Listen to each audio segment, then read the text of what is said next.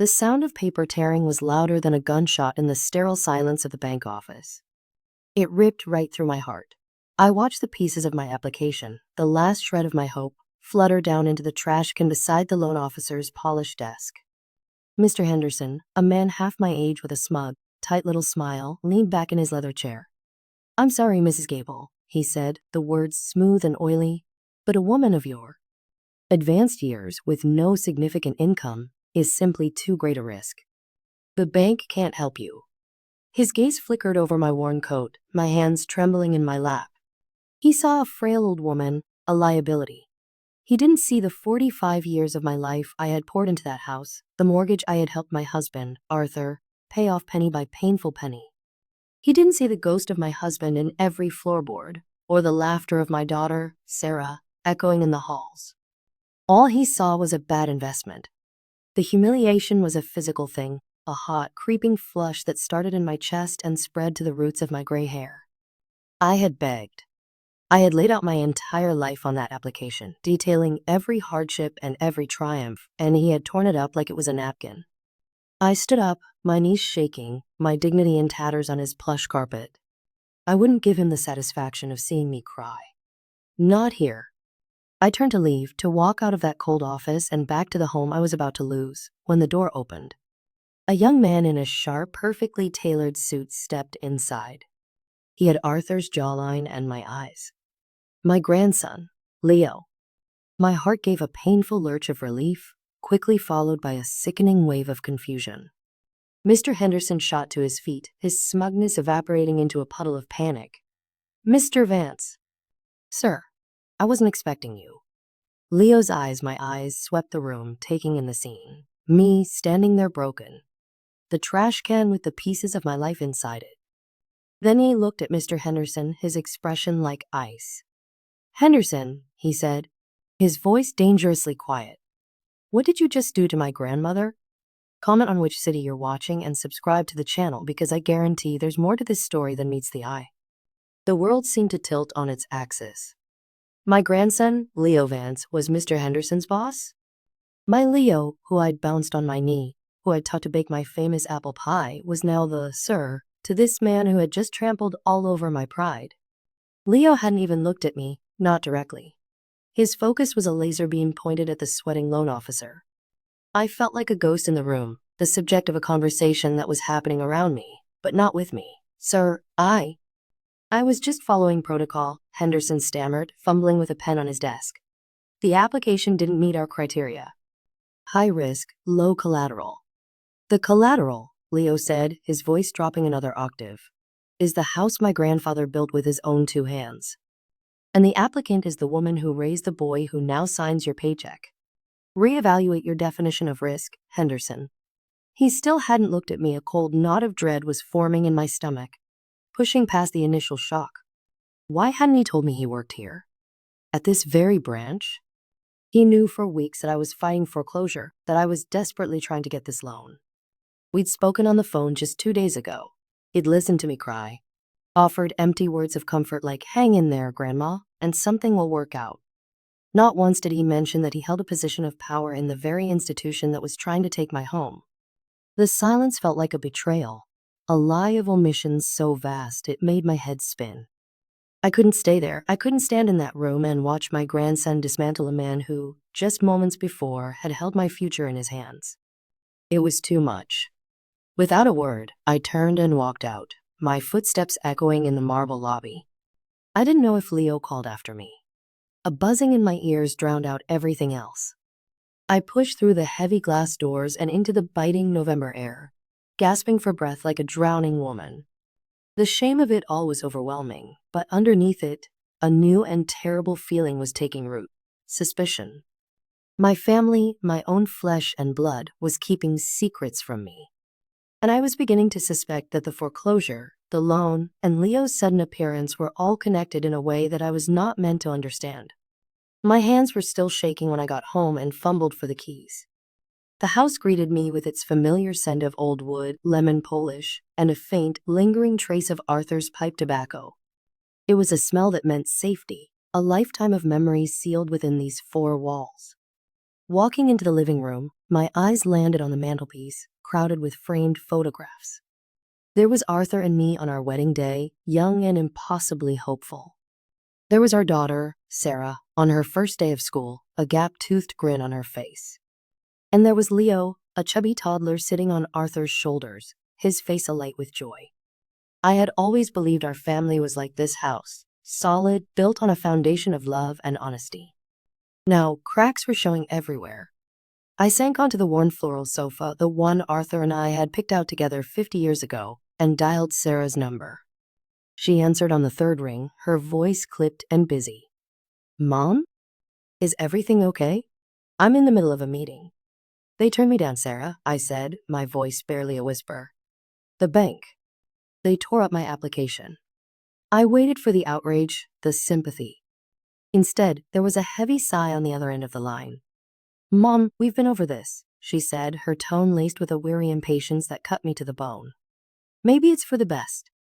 That house is too much for you. The upkeep, the bills. We found that lovely senior community, the Willows. It's safe, you'd have friends." "I don't want friends, I want my home," I snapped, my voice cracking. "Your father built this house for us. For our family." "Dad's gone, Mom," she said softly, but her words felt like a slap. "And Leo and I are just trying to look out for you. We're worried. Selling the house is the most sensible solution." Sensible. The word was so cold, so clinical. It was the same logic the bank used. I felt a surge of anger. "Leo was there," I said, the words spilling out. "At the bank. He's the manager, Sarah." "The manager? Why didn't either of you tell me?" The silence on the other end of the line was deafening. It stretched for a long, painful moment. When she finally spoke, her voice was strained. "It's complicated, Mom. Leo, he thought it would be better this way." "Better this way?" I cried, incredulous. "Better to let me be humiliated? To let me beg a stranger for help when my own grandson could have done something?" "I have to go, Mom," she said abruptly. "We'll talk about this later." And she hung up. I sat there, the phone buzzing in my hand, feeling more alone than I had since the day I buried Arthur. They were shutting me out. My daughter and my grandson, the two people I trusted most in the world, were united in a conspiracy of silence against me. They weren't just letting me lose my home. It felt like they were actively pushing me out of it. And for the life of me, I couldn't understand why. What devastating secret could possibly be more important than the truth? That night, sleep wouldn't come. I wandered through the dark, quiet rooms, my hand trailing along the walls as if I could absorb the memories through my fingertips. I ended up in Arthur's old workshop in the basement. It was dusty now, but everything was just as he'd left it. His tools hung neatly on the pegboard. His worn leather apron was slung over a chair. This was his sanctuary, the place where he could make anything out of a simple block of wood. He was a master craftsman, a man who believed in solid foundations, in things that were built to last. I ran my hand over the scarred surface of his workbench and remembered a summer afternoon, decades ago. I was pregnant with Sarah, feeling swollen and clumsy. Arthur was out here, planing a piece of oak that would become the cradle. The air was thick with the sweet, clean scent of sawdust. He'd stopped working, pulled me into his arms, and laid his head against my belly. "This house," he'd whispered, his voice rough with emotion. "It's our fortress, Alara. No matter what happens in the world, we'll be safe here. It's a legacy for our children and their children after them. I promise." His promise echoed in the silence of the basement, a bitter counterpoint to the foreclosure notice sitting on the kitchen table upstairs. How had we gotten from that sun-drenched afternoon to this cold, desperate night? Arthur was a planner, a man who was always 10 steps ahead. He'd had life insurance, a small pension, savings. We were never rich, but we were supposed to be secure. The official story was that his long illness had wiped us out. The medical bills had been staggering, a mountain of debt that I was still trying to climb. But as I stood there in the quiet dark, a new, unwelcome thought began to form. What if that wasn't the whole story? My phone buzzed on the kitchen counter, startling me. It was a text from Leo. "Grandma, I am so sorry about today. It's not what it looked like. I promise I will fix this. Please just trust me." Trust him. The words felt hollow. Trust was a foundation. Just like Arthur used to say, and right now, the foundation of my family felt like it was crumbling into dust. I didn't reply. I couldn't because I was starting to realize that to save my home, I first had to uncover the lie. It was built on the next few days were a blur of anxious waiting and restless searching. I couldn't bring myself to start packing every object I picked up. A chipped teacup, a faded photograph, one of Sarah's kindergarten drawings, felt like a tiny anchor holding me in place instead. I searched. I didn't know what I was looking for, only that the neat, orderly narrative of my life had a chapter missing. I started in the attic. Pulling down heavy boxes of old paperwork that I hadn't looked at in years, I sifted through yellowed receipts, old tax returns, and bundles of letters tied with faded ribbon deep in a metal lockbox where Arthur kept all our important documents. I found it. It was a life insurance policy, the one I thought had paid for his funeral and settled some of the initial medical debts, but tucked behind it was another, smaller policy from a different company. It was lapsed. I stared at the stark red, canceled stamp, dated 2 years before Arthur passed away. The reason for cancellation: non-payment of premiums. It made no sense. Arthur was meticulous about bills. He'd sit at the kitchen table every Sunday night, balancing his checkbook to the penny. He would never have let a life insurance policy lapse. He was the kind of man who wore a belt and suspenders, both literally and figuratively. Why would he let go of this safety net? I found the bank statements from that year. Sure enough, the automatic payments to the insurance company had stopped, but something else caught my eye around the same time. A series of large, regular cash withdrawals began: $500, $1,000 every other week. Like clockwork. They weren't withdrawals. I recognized they weren't for hospital co-pays or prescription drugs. Those were all paid by check. This was cash, disappearing from our savings without a trace. The buzzing in my ears was back. This was the secret. This was the missing money. The reason our savings had been decimated far beyond what the illness could account for. Where had that cash gone? I thought back to the last years of Arthur's life. He had been more withdrawn, more tired. I had chalked it up to the illness, to the pain he was trying to hide from me. But now I saw it differently. There was a secret anxiety in his eyes, a weight that had nothing to do with his physical health. I remembered one night, about a year before he died. I'd woken up to find his side of the bed empty. I found him in the living room, sitting in the dark, just staring out the window. I'd sat down beside him, taking his hand. It was cold as ice. "What is it, honey?" I asked. "Are you in pain?" He shook his head, not looking at me. "It's just money, Elara," he'd said, his voice a low growl of frustration. "This damned illness is bleeding us dry." I tried to reassure him, telling him we'd get through it together, that the money didn't matter. He just squeezed my hand and said, "I'll handle it. I always do. Don't you worry your pretty head about it." It was what he always said. But that night, it didn't sound like a reassurance. It sounded like a desperate plea. Sarah came by that afternoon. She brought groceries I didn't ask for and a brochure for the Willows retirement community, which I immediately threw in the trash. She saw the boxes of paperwork spread across the dining room table. A look of alarm flashed across her face. "What are you doing, Mom?" "I'm trying to understand why we're broke, Sarah," I said, my voice sharp. I held up the lapsed insurance policy. "Do you know anything about this? About why your father would stop paying for it?" She wouldn't meet my eyes. She busied herself putting the groceries away, her back to me. "I don't know, Mom. He was sick. Maybe he just forgot." "He never forgot anything to do with money," I insisted, following her into the kitchen. "And what about these?" I slammed a bank statement down on the counter, my finger jabbing at one of the cash withdrawals. $1,000, Sarah. Where did $1,000 in cash go every 2 weeks? She flinched as if I'd struck her. She turned to face me, and for the first time, I saw not just impatience in her eyes, but a deep, profound sadness. It was a look of someone carrying an impossibly heavy burden. "Mom, please," she begged, her voice cracking. "Just let it go. What does it matter now? Selling the house will solve everything." "It matters to me," I shouted. "It matters that my husband, our family, had secrets I knew nothing about. And it matters that my own daughter is lying to my face about it." "I'm not lying," she shot back, her composure finally breaking. "I'm protecting you." "Protecting me from what?" She just shook her head, tears welling in her eyes. "From a truth that would break your heart. A truth you don't need to know. Dad wanted you to be protected. That's all I'm trying to do." She grabbed her purse and fled before I could say another word. leaving me alone in the house with my questions and the ghost of a husband I was beginning to realize I never truly knew. Subscribe now, you won't believe the twist that's coming. The foreclosure notice came in the mail 2 days later. It wasn't a warning anymore. It was a final verdict, printed in cold, black ink. The date of the sheriff's sale was set for the end of the month. I had less than 2 weeks. Time was no longer a river. It was a waterfall, and I was going over the edge. My conversation with Sarah had left a bitter taste in my mouth. Protecting you, the words echoed in my head. It was the same excuse parents give children when they hide ugly truths. I was being treated like a child in my own home. Leo called that evening. "Grandma, I got your message," he said, his voice strained. I hadn't messaged him. I realized he must have spoken to Sarah. "I know the official notice came. I'm working on it. I have a plan." "A plan?"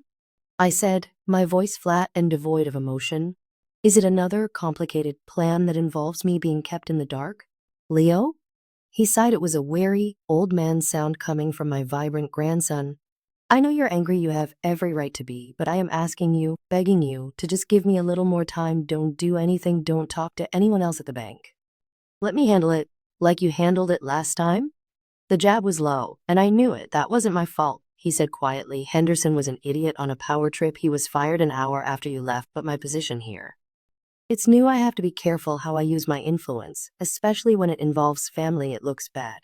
It wasn't a good enough excuse. It felt flimsy, like a poorly patched wall. "I found some things, Leo," I said, changing the subject. "Old bank statements. A lapsed insurance policy. Your grandfather was taking out a lot of cash before he died. Do you know anything about that?" There was a pause, so pregnant with unspoken words that I could feel the tension humming through the phone line. "Grandma," he said, his voice dropping to a near whisper. "Some things are better left in the past. Grandpa loved you. He loved us.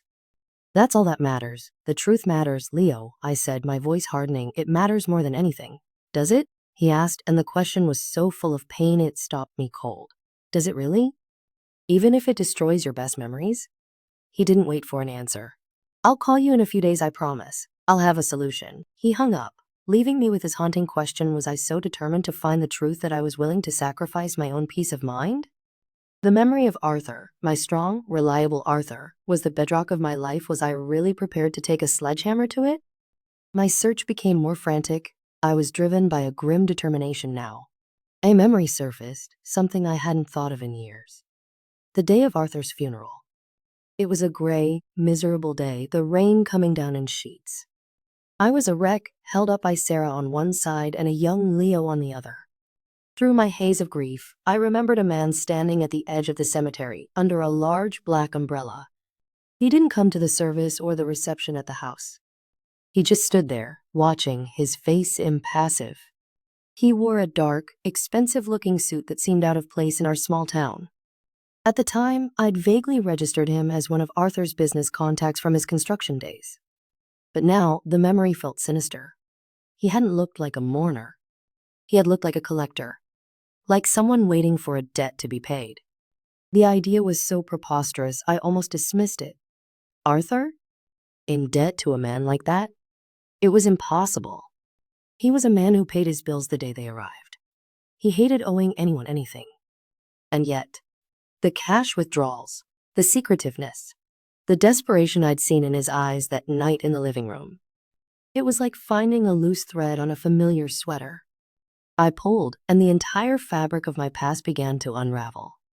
A few days later, Leo asked me to meet him at a coffee shop downtown. He looked terrible. There were dark circles under his eyes, and his expensive suit looked rumpled, as if he'd slept in it. He slid a cashier's check across the table to me.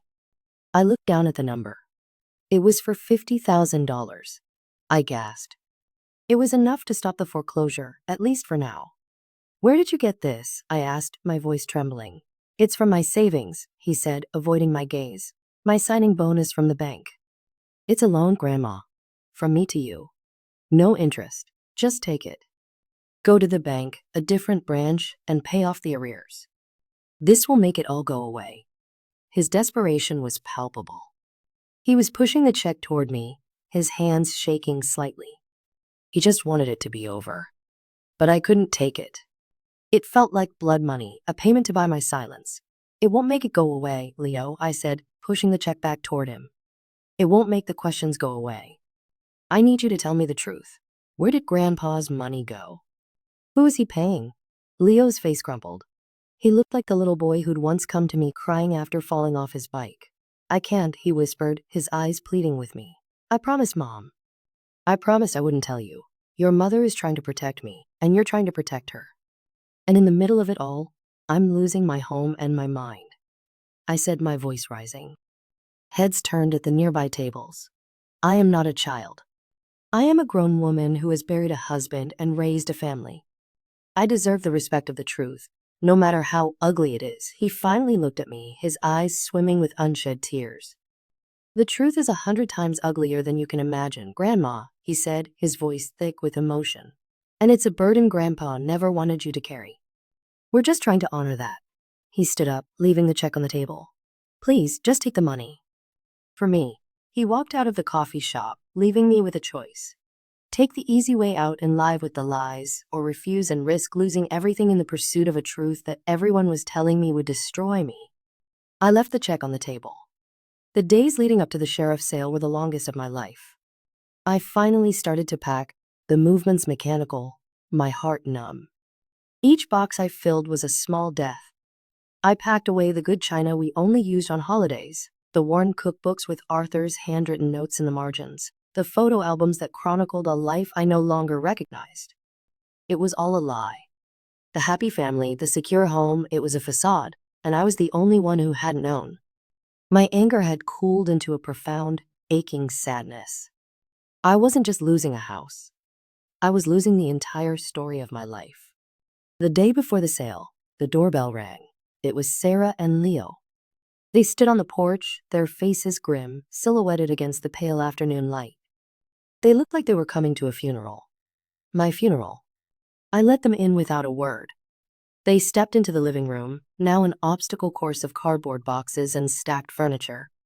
The sight seemed to shock them into silence. You're packing, Sarah said, her voice small. What did you expect me to do? I asked, my voice as brittle as a dried leaf. The bank is taking my house tomorrow. Thanks, by the way, for all your help. The sarcasm was thick and bitter.